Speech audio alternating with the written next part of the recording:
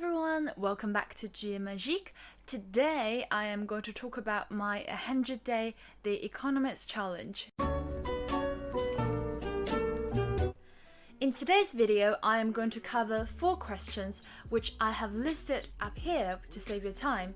Also, if you're interested in seeing the written form of my answers in Chinese, you know where to go. You could just go to my WeChat official platform and everything will be up there in Chinese.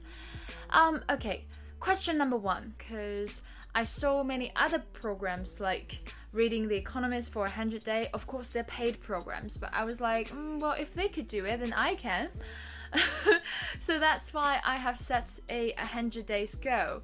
Well, apart from that, I have become a morning person and I have exercised in the past 100 days. So it's like a combo of 3 challenges: The Economist, the working out, as well as becoming a morning person.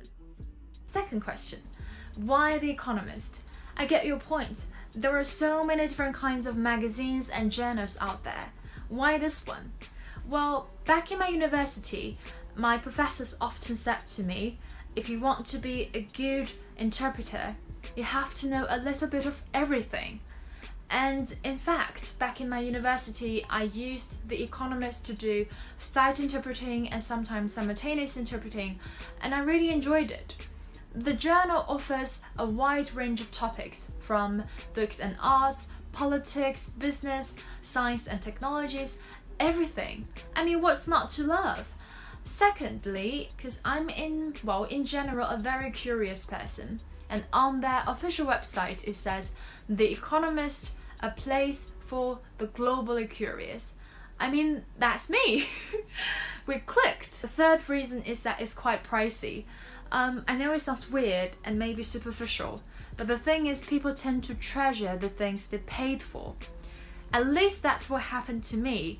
Knowing the fact that I have paid quite a lot of money into it has, stimulated me to stick to this habit, to make sure I get what I pay for. Question number 3. Are there any difficulty or setback during this 100 days?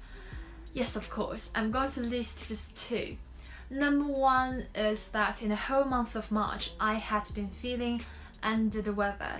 It was purely physical pain whenever I tried to speak because something went wrong with my throat. But luckily, I recovered. I tried to pick up the habit of doing daily podcasts after a few days break. It was really a difficult time for me. Number 2 is quite complex, but long story short, I tried to share my learning resources online through a Baidu Cloud link. Apparently someone reported that, and then, he or she reported it after downloading all those materials, and that person even tried to sell it.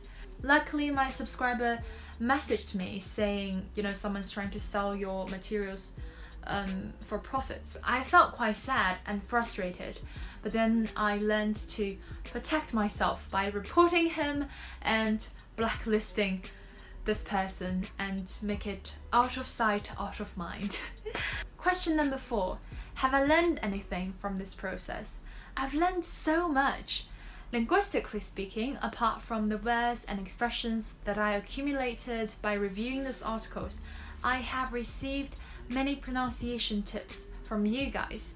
And I remember every time when I saw those comments, I would try to make it top of the list so that people could avoid the same kind of mistakes that I made. In terms of background information, I've learned so much thanks to you guys. When we talked about sexism in Japan, I saw a comment of a case where the commentator listed out what she learned from her gender class. And every single time when we talked about companies, businesses, corporate Japan, or even America, Australia, especially the economy post-COVID, I would have a video call with my best friend who's currently in Australia. I know it's so far away, but we managed to talk about the same articles. She helped me a lot. And then one day she called me and said that, the case that you asked me about, I had put that into my final papers. I was so proud of her. And I think this is a process of how people learn stuff.